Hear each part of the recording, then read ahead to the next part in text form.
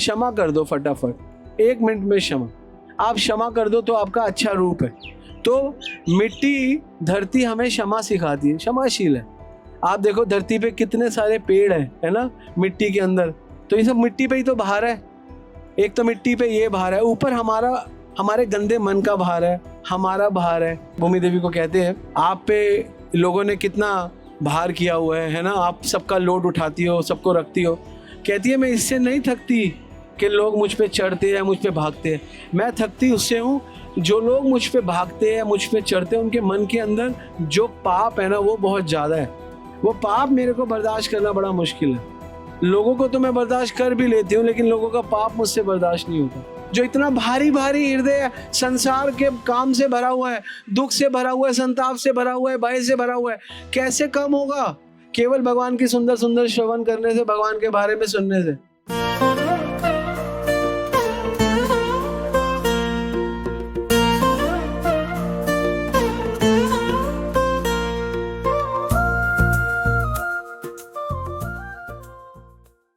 यहाँ पे भगवान ने अपना मुंह खोला और मुंह खोलते पूरा ब्रह्मांड दिखा दिया। तो कईयों ने बोला भगवान बहुत गंदे या मिट्टी खाते हैं, है ना। एक्चुअली बहुत सूरदास जी ने बोला नहीं, भगवान गंदे नहीं है, भगवान मिट्टी नहीं खाते। भगवान ने मिट्टी खा के बताया कि मिट्टी का मतलब क्या है। मिट्टी का मतलब सूरदास जी बताते हैं, मिट्टी का मतलब है रस। रस, मिट्टी में कौन सा रस होता है? अरे मिट्टी रस जननी है। जो आप गन्ना खाते हो मिट्टी में उगता है, जो आप नींबू खाते हो, मीठा गन्ना, खट्टा नींबू और खट्टी इमली, ये सब मिट्टी में उगती है। तो भगवान कहते हैं मैं दिखाता हूं कि मैंने माटी खाई, क्योंकि माटी से ज्यादा इस जगत में कोई रसिक चीज नहीं है, क्योंकि माटी ही सब रस को जन्म देती है। अगर माटी नहीं होगी तो कोई भी रस जन्म नहीं लेगा। तो बोला माटी ही रस है, लेकिन हम कहते हैं माटी गंदी है, लेकिन माटी में रस है ना। आप बड़ी बड़ी बिल्डिंग बना लो, माटी को खत्म करके पत्थर लगा लो, कितनी बिल्डिंगों में रहोगे, खाने के लिए नहीं। कलयुग यही होगा, कलयुग में आने वाले टाइम में भूखमरी होगी। क्यों भूखमरी होगी पता है? क्योंकि लोग माटी को पत्थर में कन्वर्ट कर देंगे। खाने के लिए कुछ होगा नहीं, बड़े घर में रहोगे तो करोगे क्या? प्रभुपाद जी बोलते थे पेज खाओगे क्या? क्या खाओगे? हम लोग बहुत सो कॉल्ड मॉडर्नाइज हो जाते हैं, मॉडर्न सिविलाइजेशन की बात करते हैं। अरे जब संतरा नहीं होगा, जब सेब नहीं होगा, जब अनार नहीं होगा, जब आपके पास फसल नहीं होगी, है ना, रोटी नहीं होगी, दाल नहीं होगी, तो क्या करोगे? घर में रहोगे क्या? तो बोला भगवान दिखा रहे हैं कलयुग के लोगों को कि रस है माटी में। भगवान माटी खिला के रस दिखा रहे हैं, और रस है। और भगवान मुंह खोल के दिखाते। सूरदास जी लिखते हैं माटी में रस नहीं है। हजारों करोड़ों जगह की माटी है, लेकिन ब्रज की माटी में, ब्रज की माटी का महत्व बता रहे हैं। क्या बता रहे हैं? इस माटी का ये महत्व है। भगवान कहते हैं इसको मैं अपने सिर पे लग के मैं पवित्र होता हूँ, है ना। क्यों पवित्र होता हूँ? ये माटी मेरे भक्तों का, मेरे भक्त चलते हैं, है ना। निरपेक्षम मुनि शांतम निर्वैरम समदर्शन अनुव्रजा में हम नित्य पूजित रेणु भी। मैं अपने भक्तों की रज लेके मैं पवित्र होता हूँ, क्योंकि ये माटी इसलिए महान है क्योंकि मेरे भक्त इस पे चलते हैं। तो इसलिए जब, और आपको सच्ची बताऊं भगवान का भक्त कौन है? आपको लगता है कि ये भगवान का भक्त है, वो भगवान का भक्त है। जो भगवान का नाम लेता है वो भगवान का भक्त है। अकॉर्डिंग टू शास्त्रों के अनुसार जो भगवान का नाम लेता है वो भगवान का भक्त है ना। क्योंकि नाम चिंतामणि कृष्ण चैतन्य रस विग्रह। भगवान की भक्ति का रस नाम में ही है। नाम चिंतामणि कृष्ण चैतन्य रस विग्रह पूर्ण शुद्धो नित्य मुक्तो अभिनत्व नाम ना मिला। और नाम और नामी में कोई फर्क नहीं है। तो भगवान दिखा रहे माटी में ही रस है और माटी का ही महात्म्य है। और माटी जो है क्षमा का प्रतीक है, क्षमा का प्रतीक। तो भगवान, हम तो सूरदास जी कहते हैं माटी क्षमा का प्रतीक क्यों है? क्योंकि आप देखो, आप सारा गंद करते हो, मल त्यागते हो, मूत्र त्यागते हो, घूम फिर के फाइनली नालियों में, समुद्र से, गटर से माटी को टच करता हुआ जाता है। तो हम, और माटी हमको कोई दंड नहीं देती है। आजकल तो आपके घरों में टॉयलेट आ गए, पहले टॉयलेट नहीं आते थे। पहले लोग जंगलों में जाते थे, कोई भी मिट्टी होती थी उसमें पहले मल त्यागते थे, मूत्र विसर्जन करते थे। और जैसे हमारे लोकनाथ गोस्वामी के शिष्य हुए नरोत्तम दास ठाकुर, वो अपने अपने अपने गुरु की माटी से मल मूत्र को ढक देते थे। तो कहते माटी कितनी क्षमाशील है कि माटी सबको क्षमा करती है। आप मल त्यागते हो, मूत्र त्यागते हो, आप किसी पे यहाँ पे मल फेंक दो, लो एक कटोरी में फेंक दो, आपको क्षमा करेगा? नहीं करके। और तूने मेरे ऊपर फेंक दी, मल फेंक दिया, या आप कटोरी में किसी का मूत्र फेंक दो, चाहे गाय का ही मूत्र फेंक दो जो कि पवित्र है, तो क्या तूने बदबू कर दी? लेकिन आप देखो, धरती माटी सब सह लेती है। तो माटी क्या सिखाती है? माटी सिखाती है कि क्षमा कितना बड़ा गुण है। आपको पता है, इस जगत में सबसे बड़ा गुण है क्षमा। कहते हैं कि नरस्य आभरम रूपम। ज्यादातर लोग नरस्य, आपको कोई देखेगा तो रूप से देखेगा, कितना सुंदर है ना रूप, नर को रूप से देखा जाता है, नरस्य आभरम रूप। लेकिन हो सकता है आप किसी को रूप से देख लो, लेकिन अंदर से पता चले तो बड़ी कुरूप है, क्योंकि गुस्से वाली है या गुस्से वाला है। ओ रूप की है लेकिन, है ना, लेकिन रूप तो है, लेकिन कितनी कुरूप है। तो नरस्य आभरम रूपम और रूपस्य आभरम गुण। तो इसलिए केवल रूप मत देखो, गुण भी देखो, है ना। गुण अच्छा है, खाना अच्छा बनाती है ना, और अच्छी बात करती है, लेकिन फिर भी परफेक्शन नहीं है। क्यों? क्योंकि विद्या नहीं है, ज्ञान नहीं है, किसके साथ क्या करना है, भूल गया, भूल गई, तो उसके लिए फिर ज्ञान भी। तो नरस्य आभरम रूपम, रूपस्य आभरम गुण, गुणस्य आभरम ज्ञान। ज्ञान तो ठीक है, सुंदर भी है, गुण भी है और ज्ञान भी है। मान लो सुंदर भी है, गुण भी है और ज्ञान भी है, तीनों चीजें, लेकिन कभी गुस्सा आ जाए और देखती नहीं कौन बड़ा है कौन छोटा है, फटाफट फटाफट, और किसी को क्षमा नहीं कर, नहीं, I will not forgive you. तो इसलिए फाइनली आओ फोर्थ स्टेप पे। तो फाइनली है ज्ञानस्य आभरम क्षमा। क्षमा कर दो फटाफट, 1 मिनट में क्षमा। आप क्षमा कर दो तो आपका अच्छा रूप है। तो मिट्टी, धरती हमें क्षमा सिखाती है, क्षमाशील है। आप देखो धरती पे कितने सारे पेड़ है ना, मिट्टी के अंदर, तो ये सब मिट्टी पे ही तो भार है। एक तो मिट्टी पे ये भार है, ऊपर हमारे गंदे मन का भार है, हमारा भार है, हमारे मल का भार है, हमारे मूत्र का भार है, आप लोगों के लिए औषधि का भार है, आप लोगों के लिए रसायन जो आप खाते हो, रोटी सब्जी, उसका भार है, फल उगाती है उसका भार है, कितना भार है पृथ्वी। आप अगर भागवतम पढ़ो, भागवतम के 12वें स्कंद में सुखदेव गोस्वामी और भूमि गीत की बात, भूमि देवी बात करती है। तो उसमें चर्चा में भूमि देवी की जब चर्चा होती है तो भूमि देवी कहती है, भूमि देवी को कहते हैं कि आप पे लोगों ने कितना भार किया हुआ है ना, आप सबका लोड उठाती हो, सबको रखती हो। कहती है मैं इससे नहीं थकती कि लोग मुझ पे चढ़ते हैं, मुझ पे भागते हैं, मैं थकती उससे हूँ जो लोग मुझ पे भागते हैं, मुझ पे चढ़ते हैं, उनके मन के अंदर जो पाप है ना वो बहुत ज्यादा है। वो पाप मेरे को बर्दाश्त करना बड़ा मुश्किल है। लोगों को तो मैं बर्दाश्त कर भी लेती हूँ, लेकिन लोगों का पाप मुझसे बर्दाश्त नहीं होता। तो इसलिए भगवान हमारे आचार्य बोलते हैं कि यहाँ माटी दिखाती है कि माटी में कितनी क्षमा है, तो इसलिए भगवान ने माटी खाई। आचार्य सूरदास जी बहुत सारे रीजन देते हैं माटी के, बहुत सारे, देखो कुछ कुछ याद है, मैं कुछ कुछ बता देता हूँ। और क्या कहती है माटी के, बहुत सारे रीजन देते हैं।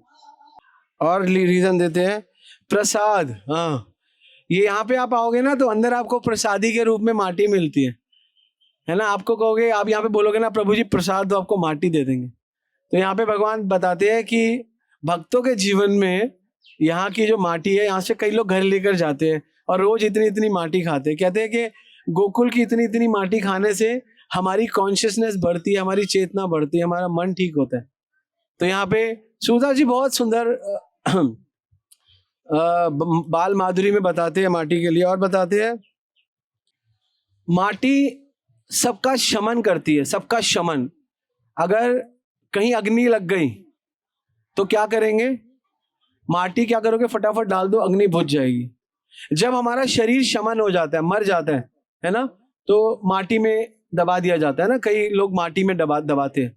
तो माटी जैसे माटी शमन करती है, सूरदास जी बताते हैं, वैसे ही माटी हमारे अंदर के अनर्थों का शमन करती है। इसलिए यहाँ की जो प्रसादी माटी है, हम अगर इतना ज्यादा नहीं, पथरी ना हो जाए, वैसे नहीं होगी, लेकिन क्योंकि हम पतित हैं, हम ऐसा सोचेंगे तो होगी। तो हम ऐसा सोचेंगे क्योंकि हम इतने पवित्र नहीं है। तो अगर हम इतनी इतनी माटी खाएंगे तो हमारे हृदय का सारा सुंदर काम हो जाएगा। तो यहाँ पे माटी की लीला भगवान बताते हैं। और दूसरी, यहाँ से अभी 400 मीटर बाहर जाओगे तो यहाँ पे एक और लीला भी भगवान के, माखन की लीला। यहाँ माटी की लीला, वह माखन की लीला। या मैया को माखन, माटी खाई और माटी खा के मैया को ब्रह्मांड घाट दिखाया। और यहाँ के भगवान का नाम है ब्रह्मांड बिहारी। क्या नाम है? क्योंकि भगवान ने यहाँ पे ब्रह्मांड दिखाया तो भगवान का नाम है ब्रह्मांड बिहारी। और फिर वहां पे जो लीला हुई है वो माखन लीला हुई है। तो वहां के भगवान का नाम क्या है? माखन चोर और राधा दामोदर, है ना। क्योंकि भगवान ने वहां पे नल कुबेर और मणिग्रीव का उद्धार किया और मैया ने उनको बांधा था, उनको दाम से, दाम मतलब रस्सी, और उदर, दाम उदर, दाम को बांधा, तो वो लीला। भगवान बहुत छोटे थे, भगवान बहुत माखन चोरी करते थे। क्योंकि भगवान का ब्रिज में, भगवान मथुरा में आए और गोकुल में जब सारे, उस समय जब भगवान का मथुरा में जन्म हुआ तो जो भगवान के इंटेंस फ्लेवर डिवोटी थे वो गोकुल में रहते थे, और जो भगवान के इंटेंस ऐश्वर्य डिवोटी थे वो मथुरा में रहते थे। तो भगवान के मन में आई कि मैं मथुरा से गोकुल जाना चाहता हूँ, और जाना भी था क्योंकि वहां पे लीला करनी है। तो भगवान ने सारे के सारे द्वारपालों को सुला दिया और उनके पिता वसुदेव भगवान को लेके वहां चले गए, है ना। कहाँ पे चले गए? नंद महाराज के यहाँ। वहां पे एक्सचेंज कर दिया, उनकी बेटी ले आए। लेकिन ऐसा कहते हैं, गर्ग संहिता में लिखा है कि वहां पे एक बेटी और एक बेटे को जन्म दिया था। तो जैसे ही बेटे को रखा तो दोनों बेटे एक हो गए, एक गोकुल के और मथुरा के कृष्ण एक हो गए। और कहते हैं गोकुल और मथुरा के कृष्ण एक हुए तभी ब्रिज के कृष्ण बने, वरना ब्रिज के कृष्ण नहीं बनते, क्योंकि ब्रिज पूरा था, ऐश्वर्य भी माधुर्य भी। तो भगवान दोनों हो गए। और जब भगवान हुए तो भगवान के जितने भी वहां पे गोपियां थी, जो भी मैया थी, बड़ी सारी मैया थी भगवान की, अपनी तो सगी मैया यशोदा थी, लेकिन सारी गली मोहल्ले की मैया, गोपियां भगवान की मैया थी। और सब चाहती थी हमारे घर ठाकुर जी आए और माखन खाए, हमारे घर आए, बस कैसे आए। अब भगवान 1 साल के हुए, बहाना नहीं मिला आने का, 2 साल के हुए, बहाना नहीं मिला। अब मैया जाने ना, क्योंकि भगवान इतने प्यारे थे, मैया उनको घर से बाहर निकालती नहीं थी। अब मैया कहते प्रभु आप आओ, सारी की सारी गोपियां भगवान को कहते हमारे घर आओ, हमारे घर आओ। अब भगवान कहते थे मैं कैसे आऊं तुम्हारे घर, मैया आने नहीं देती। तो भगवान ने सोचा, तो भगवान ने मन में विचार किया कि मैं अब गोकुल में जाऊंगा तो कोई बहाना ढूंढता हूँ। तो भगवान ने सोचा क्यों ना, है ना, कि मैं सब ब्रिज वालों के घर जाऊं और माखन चोरी करूं, और सब मुझे अलाउ भी कर देंगे क्योंकि सब मुझसे प्रेम करती है माखन के लिए। अब भगवान उन कईयों के पास सबसे पहले एक के घर गए, तो वो माखन, घर नहीं गए, थोड़ा घर से बाहर निकले तो एक माखन खिला रही थी गोपी। और भगवान एक मंदिर के बाहर एक वो था, जैसे मोती मोती लगे हुए खंबे होते हैं जिसमें शीशा होता है। वो ग्वालन कहती है कब कान्हा मेरे घर आएगा, खाएगा, और वो देख रही थी। तो भगवान वास्तव में आए, उसका खाने लग गए। और जो खाने लग गए तो ग्वालन कहते कृष्णा, ओए कान्हा तू मेरा माखन क्यों खा रहा है? तो कहते अभी तुमने मुझे बुलाया। तो भगवान समझ गए गोपियां खिलाना भी चाहती है, और अपनी जो मर्यादा है ना, जैसे एक स्त्री होती है ना 18 साल की, वो अंदर से चाहती है मुझे छेड़े, है ना, लेकिन छेड़ता तो तुमने मुझे छेड़ा क्यों? लेकिन अंदर होता है कि मुझे देख रहा है, नहीं देख रहा, मैं कैसी लग रही हूँ, है ना, वो देख रहा नहीं, लेकिन जैसे ही वो छेड़ता है, मुझे छेड़ा क्यों तूने? तो वही स्थिति भगवान कहते हैं ये तो गेम खेल, यहाँ पे तो गेम खेलनी पड़ेगी, क्योंकि ये अंदर से चाहती है मैं इसका माखन खाऊं, लेकिन लोक व्यवहार में है, लोग कहेंगे कि ये भगवान सबका खा जाते हैं और इनको कुछ नहीं होता, मैया यशोदा की बदनामी होगी कि मैया यशोदा के पास इतने सारी गैया हैं, मैया यशोदा खुश नहीं रखती, तो फिर ये खिलाएंगी नहीं। और उनको मैया यशोदा की केयर थी, उन्होंने कहा नहीं। तो भगवान ने अपने मित्र को बुलाया कि हमने एक नई स्कीम बनाई है। कहते क्या स्कीम है? कृष्ण अपने सारे दोस्तों में सबसे छोटे थे, भगवान थे 3 साल के, कोई दोस्त था 4 साल का, कोई था 5 साल का, क्योंकि भगवान की उम्र के कोई थे नहीं, क्योंकि जब भगवान हुए थे तो कंस ने सारे बच्चों को, छोटे थे नहीं, भगवान सबसे छोटे थे, लेकिन छोटे होके भी बॉस थे सबके, बॉस नहीं होते, बहुत छोटा बॉस, सब भगवान को ही फॉलो करते थे। तो भगवान ने माखन की लीला करनी शुरू करी। एक गोपी के घर गए, माखन खाया, दूसरी गोपी के घर माखन खाया। अब गोपियां, है ना, क्योंकि भगवान का, सूरदास जी बहुत सुंदर लिखते हैं, आप सबको मैंने कई बार याद करा है, किसको याद है? मन में ये विचार करत हरि, हाथ खड़ा करो, यस, बोलो।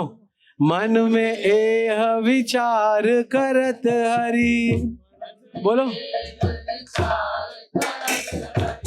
ब्रज घर घर मैं जाऊं,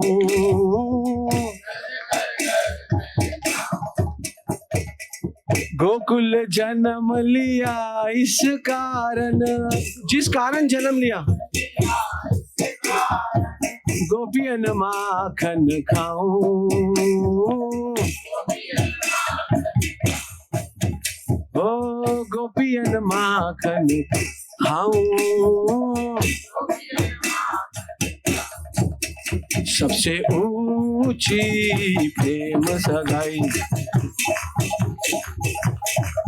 सबसे ऊंची प्रेम सगाई। देखो, प्रेम में ना चीजें इधर से उधर करी जाती है। जब प्रेम होता है ना, आप किसी से प्रेम करते हो तो सबसे बड़ी चीज आप कुछ दोगे, है ना। कई लोग प्रेम करते हैं तो देते हैं, है ना। प्रेम में, प्रेम का सबसे बड़ा सब्जेक्ट है कि आप कुछ ना कुछ दोगे, रेसिप्रिकेट करोगे। You will have to offer something. If you love someone तो ऑफरिंग होगा, कुछ दोगे। आप प्रेम करते हो, कुछ दोगे। तो प्रेम में आप कुछ ना कुछ रेसिप्रिकेट करते हो। जब रेसिप्रिकेशन नहीं है तो प्रेम नहीं है। This is a symptom of love. तो ये है, तो इसलिए ना सबसे ऊंची प्रेम सगाई।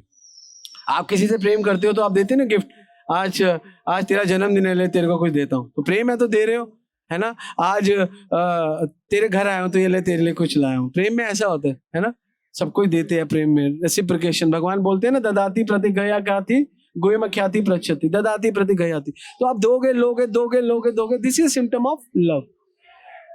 तो भगवान ने यहाँ पे सब गोपियां भगवान को माखन देना चाहती है, और भगवान माखन खाना भी चाहते हैं, लेकिन मैया यशोदा बीच में दरार है, क्योंकि मैया यशोदा का रेपुटेशन, उनकी इज्जत कम होती है, क्योंकि भगवान के घर 9 लाख गायें हैं, और 9 लाख गायें में से 100 गायें ऐसी है जिनका माखन, उनको बोला गया है, उस माखन का नाम है पंचमगंधा, पद्मगंधा माखन। वो पद्मगंधा माखन इतना जबरदस्त माखन होता है कि कहते हैं वो माखन खा लो। उस समय बताया गया है, गर्ग संहिता में लिखा है कि अगर 3 चम्मच माखन खा लो तो पेट तो भरेगा, आपकी चेतना पूरा दिन शुद्ध रहेगी, आपको क्रोध नहीं आएगा, आपके मन में काम नहीं आएगा, आपके मन में क्रोध नहीं आएगा। तो मैया भगवान को भर भर के पद्मगंधा माखन खिलाती थी, लेकिन भगवान को कहते हैं मुझे क्रोध चाहिए, मुझे काम चाहिए, मुझे लोभ चाहिए, मैं तेरा माखन नहीं खाऊंगा। अब भगवान ने डिसाइड किया मैं चोरी करूंगा। भगवान ने प्रथम करी हरि माखन चोरी। सबसे पहले भगवान ने चोरी करी माखन। और कहते हैं, सूरदास जी लिखते हैं, माखन क्यों चुराया? क्योंकि माखन बहुत कोमल होता है। भगवान को कोमल हृदय पसंद है। अपना हृदय माखन की तरह कोमल कर लो कि भगवान उसको चुरा ले। तो भगवान ने माखन चोरी किया, और माखन चोरी करते करते सब लोग भगवान की कंप्लेंट लेके जाए, तो मैया यशोदा ने बोला अब मैं देखती हूँ। तो भगवान ने अपने घर में ही प्लानिंग कर ली अब नेक्स्ट, क्योंकि नल कुबेर मणिग्रीव का उद्धार करना था। तो भगवान ने सोचा यहीं पे बुलाता हूँ, मैया मुझे बांधेगी, मेरे को बंधना जरूरी है, दामोदर बनना जरूरी है। मैया ने अपने दोस्तों को बुलाया होता तो मैया को परेशान नहीं होती। मैया ने पूरी हनुमान की सेना को बुला लिया। और आपको पता है बंदरों का एक स्वभाव है, वो खाते कम है, गिराते ज्यादा है, करते कम है, चिल्लाते ज्यादा है, बोलते कम है, छीनते ज्यादा है। और आप देखो ना, सब चीज तोड़ देते हैं, खर बड़बड़। तो मैया ने देखा, बंदरों को बुला लिया, बंदरों ने पूरा घर सत्यानाश कर दिया। यहाँ माखन गिराया, वहां माखन, ये ऊपर तोड़ दिया सब कुछ। मैया ने फाइनली कन्हैया को पीछे पकड़ लिया। वो दामोदर लीला वो हम नहीं लेंगे, उसका हिडन ये है कि वो भाग रहे थे, मैया ने पीछे पकड़ के नमामीश्वरम सच्चिदानंद रूपम लसत कुंडलम गोकुले ब्रजमानम यशोदाभियोलुक्वलादवमानम परामृष्टमात्यंतो द्रुत गोप्या। भैया ने उसको पकड़ लिया, पकड़ के पेड़ से बांध दिया, और भैया ने पेड़ से बांध दिया, और भगवान ने पेड़ का उद्धार कर दिया। और ऐसी लीलाएं भगवान करते रहे, करते रहे, करते रहे। अब भगवान इतने बदनाम हो गए, कभी कभी भगवान के भक्ति जाके माखन करते, भगवान सो रहे होते तो कहते कन्हैया ने माखन चुराया। कुछ भी लीला होती, सूरदास जी कहते हैं कई बार तो ऐसा हुआ कृष्ण ने माखन चुराया ही नहीं, कृष्ण तो ऐसे ही बदनाम हो गए, है ना। कई बार, वैसे तो ज्यादातर चुराया, लेकिन 1-2 बार नहीं चुराया। लेकिन कहते हैं ना, एक बार चोरी कर लो तो फिर आप कहीं भी चोर हो गए तो आपने चोरी की। तो एक बार भगवान ने माखन चुराया और मैया के पास सारी की सारी लेकर आए और भगवान को कहते इसने माखन चुराया। तो सूरदास जी बड़े सुंदर पदों में लिखते हैं जिन्हें अनूप जलोटा ने गाया। तो मैया ने पकड़ लिया और भगवान कहते हैं मैया मोरी, तुम्हें आते हैं, खन खायो ओ मैया मोरी, मैं नहीं माखन खायो ओ मैया मोरी, मैं नहीं माखन खायो। भोर भयन गैयन के पीछे, मधुबन मोहि पठायो,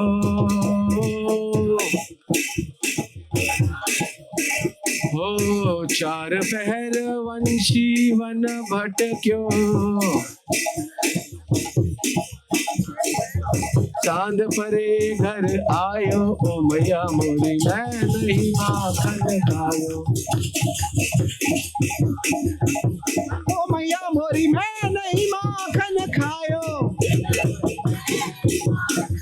भगवान मैया को रिक्वेस्ट कर रहे हैं कि मैंने माखन नहीं खाया मैया, क्योंकि मैं तो 4 कोस वंशी वन भटक्यो, सांझ परे घर आयो, मैं तो शाम को आया हूं और भोर भयन गैयन के पीछे, गैयों के पीछे गया हूं, पूरा मधुबन घूमा हूं। आप ऐसे क्यों कह रहे हो मैंने माखन खाया? मैया से रिक्वेस्ट कर रहे, लेकिन मैया को पता है तेरी रिक्वेस्ट मेरे पे नहीं चलेगी, तो मैया पे रिक्वेस्ट नहीं चलती। तो आगे बोलते हैं मैं बालक बलियन को छोटो, मैं बहुत छोटा हूं के विधि, मैं बालक बलियन को छोटो, छीके के विधि पायो,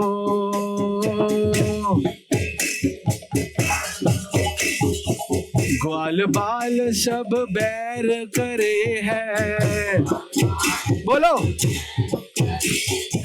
तो को पाठ पढ़ायो ओ मैया मोरी, मैं नहीं माखन खायो ओ मैया मोरी, मैं नहीं माखन खायो। कहते मैं बालक बलियन को छोटो, मैं छोटा सा बालक हूँ, छीके के विधि पायो, छीके पे कैसे चढ़ सकता हूँ? ये ग्वाल बाल सब बैर करे है, सब बैर करते हैं मुझसे, तो को पाठ, तेरे को पाठ पढ़ा देते हैं, तू मैया तू कितनी पाठ पढ़ जाती है ना? तू जननी मन की अति भोरी, इनके कह पति आयो,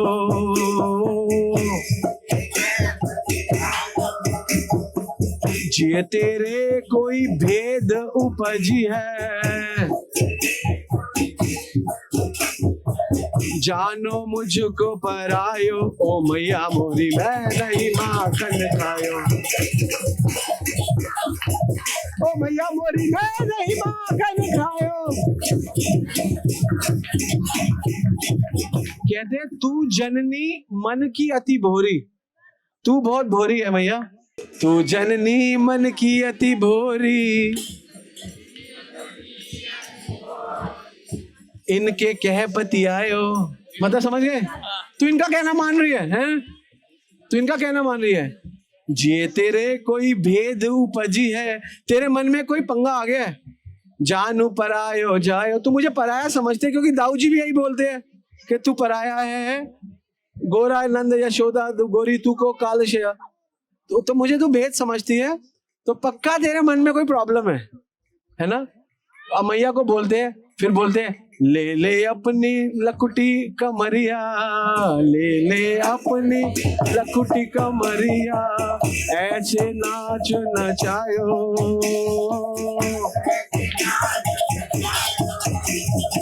सूरदास तप बीती जसोदा, ले उठ कंठ लगायो ओ मैया मोरी, मैं नहीं माखन खायो ओ मैया मोरी, मैं नहीं माखन खायो। बहुत सुंदर बोलते हैं, कहते ले ले अपनी लकुटी कमरिया, ऐसे ही नाचना चाहती रहती है मुझे रोज, ये जा गाय चरा, ले ले अपनी लकुटी करी। और मैया देख के घबरा गई। फिर सूरदास तब की सी यशोदा, सूरदास जी यशोदा के अंदर दिखा रहे हैं कि भय पैदा हो गया है। और क्या कहते हैं, जे उठ कंठ लगायो। आपको पता है बच्चा जब माँ बहुत डांटती है तो बच्चा फाइनली ये नखरा करके इसको यूं साइड में पलंगों के नीचे और वो उसके क्या सोफे के नीचे घुस जाता है। मैंने कहा अबे ये तो बिल्कुल वही कर रहे हैं जो ठाकुर जी करते थे, है ना। अब वो क्या है ना, अब वो भी नखरे करने लग गए भगवान। तो कि जे कंठ लगायो एकदम से। और फिर मैया ने जब कंठ लगाया, मैया कह दिया तू नहीं माखन खायो, तू नहीं माखन खायो। तो ये सुंदर लीलाएं जहां पर हुई है वो है गोकुल। कहते हैं अनाड़ी लोग आंखों से दर्शन करते हैं, अनाड़ी लोग आंखों से दर्शन करते हैं और विद्वान कानों से दर्शन करते हैं। आंखों मुंह एक दिया, दो काम करने हैं, तो इसका मतलब कम बोलो कम खाओ। आंखें दो दी है लेकिन दो पलके दिखिए, बहुत देखो कभी कभी मत देखो। लेकिन कान ओपन है, सुनते रहो और सुनते रहो बस, ठीक है। तो इसीलिए ये ब्रिज धाम यात्रा केवल दर्शन नहीं है। आपने ब्रह्मांड घाट बिहारी के दर्शन कर लिए, लेकिन वास्तविक दर्शन ये है भगवान की सुंदर लीला। तभी तो हृदय हल्का होगा। जो इतना भारी भारी हृदय संसार के काम से भरा हुआ है, दुख से भरा हुआ है, संताप से भरा हुआ है, भय से भरा हुआ है, कैसे कम होगा? केवल भगवान की सुंदर सुंदर श्रवण करने से, भगवान के बारे में सुनने से, भगवान के कानों से भगवान की कथाओं को डालने से आप पवित्र हो जाओगे। भगवान का नाम लेने से आप पवित्र हो जाओगे। भगवान का दर्शन करने से आप पवित्र हो जाओगे। भगवान का प्रसाद खाने से आप पवित्र हो जाओगे।